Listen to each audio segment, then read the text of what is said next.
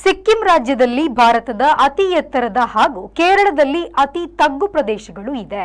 ಕೇರಳದ ಕುಟ್ಟನಾಡ್ ಭಾರತದ ಅತಿ ತಗ್ಗು ಪ್ರದೇಶ ಎನಿಸಿದೆ. ಇದು ಸಮುದ್ರ ಮಟ್ಟಕ್ಕಿಂತ 2.2 ಮೀಟರ್ ಕೆಳತಗ್ಗು ಆಗಿದೆ. ಇಲ್ಲಿ ನಿಂತ ನೀರಿನಲ್ಲಿ ಬೆಳೆಯುವ ಭತ್ತದ ತಳಿಗಳು ಅಧಿಕವಿವೆ.